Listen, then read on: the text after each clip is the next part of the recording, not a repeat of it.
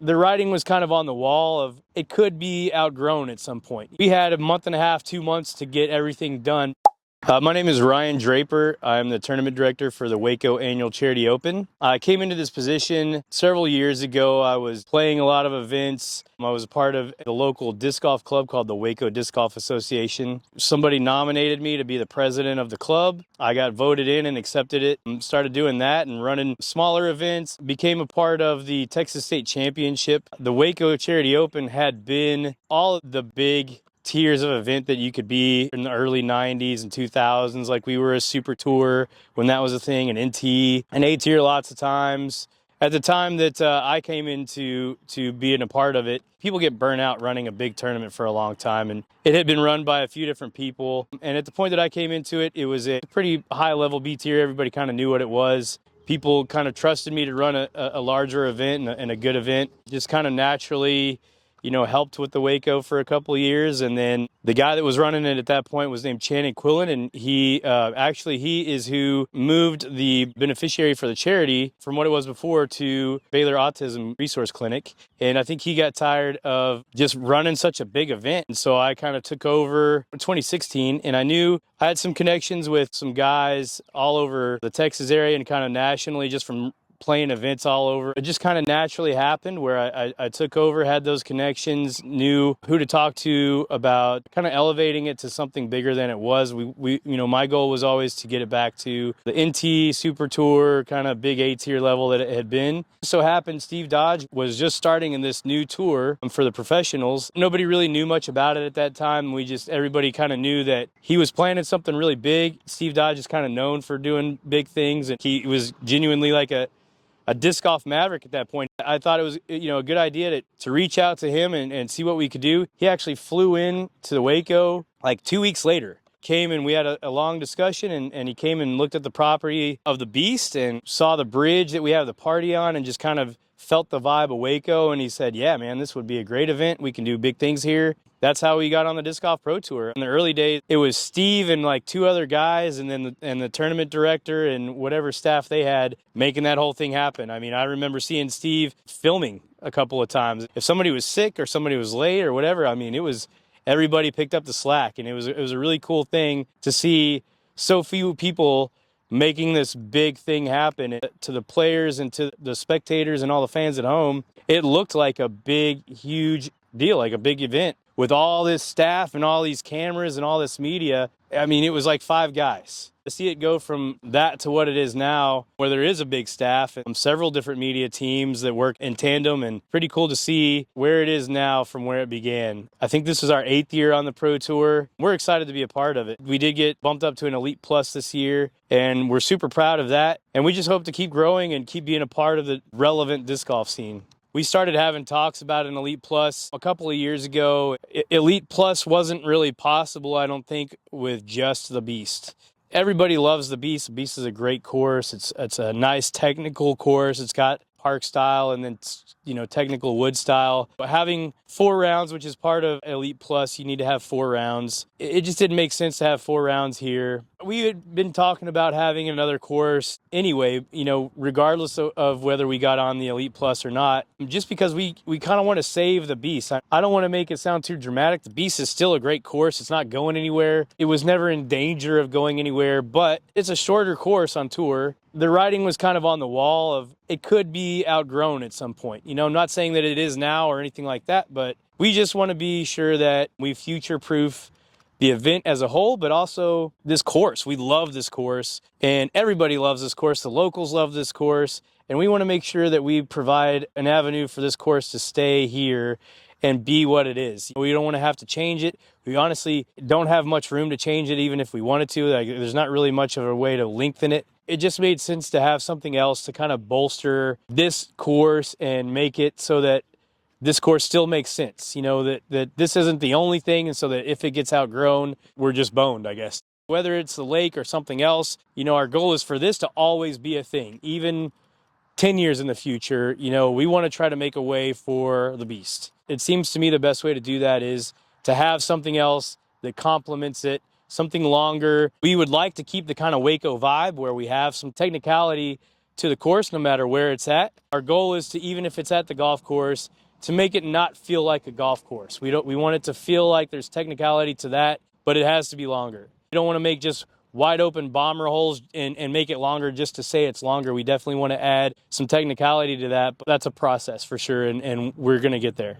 We have a really good relationship with the city here, and so we have some other options that are on the table. We had, a relationship building with the lake. Last year, we had our AMs and age-protected divisions out there. We had the course set up, I think, in a really good layout for like high-level MA1, MP40 play, and the goal was to include that for the Pro Tour the next year. And so we knew that we had to make some changes because it just wasn't high level enough for a Pro Tour level of play. It seemed at that point that we had a good enough relationship. All of the property was really good and could set up for a nice course. There's a lot of elevation there. There's a lot of trees there, which you don't find at a lot of golf courses. It's not like a super pristine, just expensive, perfectly manicured course, which I think is perfect for us as disc golfers. We don't want to be tiptoeing around everywhere all the time and just having to watch out for everything that we're doing. And so that works out good. Also, it's kind of, I think, more boring to watch something that's perfectly manicured as a disc golfer anyway. I'm not throwing shade at that course or anything. I think it's a great course, and I think it looks great, especially on camera. It is well maintained, but just comparatively to like a, LVC, for example, like that's a really nice course. Wild Horse is a really nice looking course. It's not that, and it's a little more rough around the edges, and I think that works well for us because it looks a little more disc golfy. It doesn't look like perfectly maintained grass with perfectly maintained greens that you feel like you're in the wrong place, kind of. We built the tee pads from scratch. I mean, it's all like OSB 2x4s, a lot of screws, a lot of stilts, a lot of getting a sledgehammer and hammering stakes into the ground to build those stilts. There's a lot of work, man. Got to give a huge shout out to Justin Veach. He built those in his garage. We took them out. Those things are like 300 pounds each. Took those things to each hole. We built 26 of those things total. 90% of that was one guy with his bare hands and some tools, staking those things in, building them in his garage. I know they weren't ideal because of the step-ups that we had to do, but that was the only way to get a nice, really, really sturdy tee pad in the ground without manipulating the ground that wasn't ours, that we didn't have access to manipulate.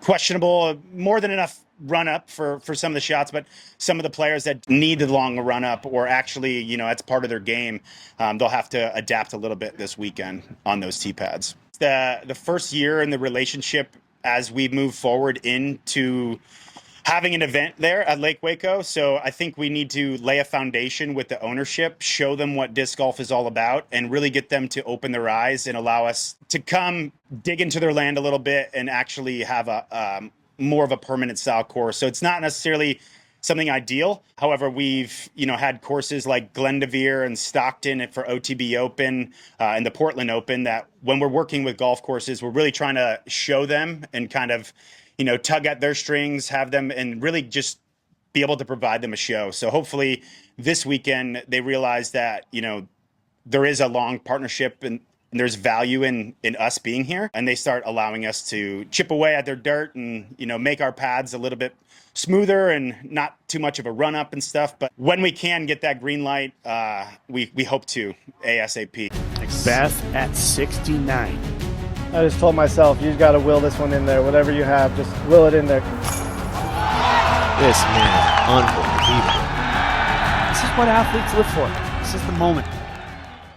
Best thing I think about the lake property is that there's 256 acres out there, and there are, probably 70 of those acres are just completely unmaintained, uncut, have seen no use for anything in probably 15 years. And so that property is all available to us. Part of the design process this year, we had a month and a half, 2 months to get everything done because of the way the relationship worked out there. There's some ownership changes and all that. We didn't have the full year to get out there and design and then also clean and cut and maintain what we could design. Part of the design process was like, oh, hey, look, that's really cool. We could do something really cool there, or this is sick. But, we don't have a full year to clean that up, to maintain that, to get all the trash and stuff out of there that we would need. So cool idea. Let's put that on the back burner. And a lot of the design was based on, okay, this is cool. We can do this in a month or a month and a half, so that's reasonable. This is part of what we've already done here. We see that we can do this. Like hole 2, for example, I think it's a great hole, and it was an easy hole. Like we didn't have to do much there. It's on mostly the ball golf course. The tee kind of area is a little bit. We had to do some stuff there, but mostly it just was already set up. I mean, there's concrete lined walls around the pond there, so it makes like a nice easy shape that we don't really have to do a lot to. And then there's holes like hole 4 that we're like, all right, this is one that we know we want. The green set up to be like this perfect like round green right on a bluff edge, so it's like death past the basket, and we thought that's super cool. It could be almost like a Pebble Beach style green. We're going to clean that up some more, and it'll look more like a Pebble Beach style green next year. We did a lot of work to that. We rented a skid steer and got this giant shredder attachment for the front of it. Just went to town, I guess. I mean, it took a full weekend to cut all that in, and then a lot of hours of manual labor without equipment, just cutting that in. And we left a lot on those holes. The idea was to make like make it feel like the Texas desert that we're in. You have all these perfectly manicured, like really green golf holes, and then you just have like, bam, the Texas desert with these sharp Spanish knives sticking up everywhere and brush and stuff. And we kind of purposely did that. It's kind of like the Beast, where you have these nice open park style holes, and then bam, you go into the welcome to the jungle status, just deep woods. And that's kind of what we wanted, was like, hey, here's all these nice golf holes, and then bam, you get into like, oh, we're in the desert though. This is Texas, and there's cactus, so welcome. Yeah, and so I think next year, we knew holes 5 through 8 were just kind of that, like they're not the greatest holes. We recognize that from the very beginning. But I think with a full year, there's so much really cool property, especially right on the lake. Like, I think a lot of fans didn't see, there's all the ponds and stuff and the water that you see in play, but you never even saw the lake. I mean, some of that property is right on the lake. There's like a little peninsula island thing that's like, there's the lake on this side with wind ripping, and then like a little pond on this side, which could be a really cool hole. But we just, like I said, it's a lot of work to cut that stuff in and to get it ready, and it wasn't possible in a month and a half. Our goal to make sure that we kept some of the Waco vibe with some technicalities. Some of the holes that you see are kind of tunnel shots. This was the big year to get all that feedback. We got plenty, I promise, and we're going to take that all into consideration for sure. We want to make sure it's the best course it can be. And then a lot of things that we already had in mind that we knew would be better and could be better will be implemented next year, because we have the time that we need to make those holes happen. 2011 to 2015 or something, that's when the Beast really became the Beast that everybody knows. The only thing that's really changed here at the Beast, besides adding the new hole 16, is that they've changed the par on the holes.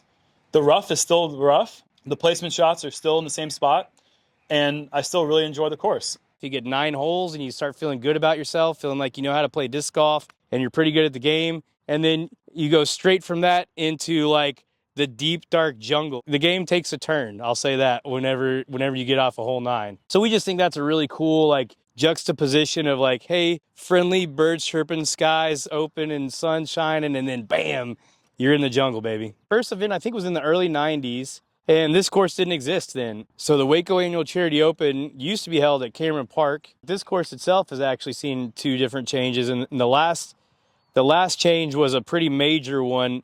The city came in and put in the big walkway that you see that kind of meanders throughout the open holes and the wooded holes. And so we had to change a lot.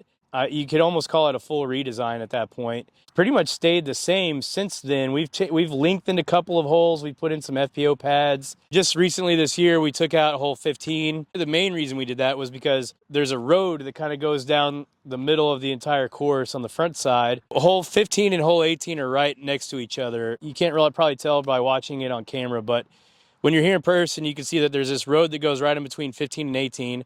And that's really where all the crowd is. A lot of people like to throw forehands on 15 because it just kind of sets up for that to be the safe play if you're not going for the pin on the off the tee. And it just kind of created a situation where people were always having to have their heads on a swivel. We had to devote a lot of volunteers and staff to maintaining that area to keep people safe and to make sure people were on the right side of that road and that they were looking the right direction for those forehands. And so it just made a lot of sense to at least for the tournament layout, to take that out, make it safe for everybody, make it possible for people to just walk around and enjoy themselves instead of having to look a certain way or watch out for discs. And honestly, it sets up better for vendors as well. We can have all the vendors in that that area instead of kind of pinched off in that one little circle area that you see. We added the new hole 16 to make up for missing that hole. 16, I think, it's okay. I think it'll probably see some tweaks in the future, and who knows, we may end up working something out with 15. You never know what's going to happen in the future, and we always want to make sure that we try to do the best for the players and the spectators and make it as good an event as we can. I think we learned some things from the Beast for sure, taking the whole 15 out and seeing how 16 played. And then, of course, at the lake, we learned a whole lot this year. So the owner was there on the final day. He was running around like a little kid in a candy store, man. He just couldn't believe what he saw. He couldn't believe the amount of people that were there in the gallery. All the vendors set up, selling stuff, and the beer was flowing. And it was just a scene, man, that I don't think that they've ever really seen out there at that course. He just couldn't believe the level of play. He couldn't believe when he saw some of the top players, like, they're real athletes. And you can tell just by looking at them. I mean, you don't have to see them play. Like, you can see that these people are athletes and are high level. And he saw that, and I think he recognized that this is a professional event, a professional sport at the level that we're playing it at and the level that we're bringing in. I think it opened his eyes to what's possible, and that this isn't just some local kids running around trying to play disc golf and play for money. It's something real. Media teams that were out there opened his eyes. We had 4 stationary cameras set up on scaffolding, so it looks like the PGA is out there almost, and he recognized that and is excited about it. He put in a lot of work for us out of his own pocket to make sure that event was a success. I think when he saw what the event was, asking things like, hey, can we dig into the ground to make these tee pads more permanent or at least more accommodating to the players and not have those step-ups, I think it's going to be an easy yes from him. Everybody's just got to realize, and we knew, and the players need to realize, fans, everybody, that was a first-time event out there. Everything was temporary. You got to build a relationship. As an owner of a business, an owner of a golf course, you have to see that what you're doing is worthwhile and that it can be successful, and that, I can talk to that guy or anybody else so I'm blue in the face. But until they see that in person and see what the Pro Tour is and the level that it brings, you say disc golf, and it doesn't automatically mean, hey, cool, high-level play, super professional event. And so you kind of have to show him that. I mean, like I said, me or anybody else could talk to him all day, but until he saw it with his own eyes, that's the moment that it clicks, and he's like, okay, let's give him a little more freedom. Let's make this thing big next year. And that's what he's all about. I mean, he said it to me before I even brought it up. He's like, dude, next year we're going to do this thing big. We're going to make sure that you guys have everything you need. And we want this to be here every year. We love it.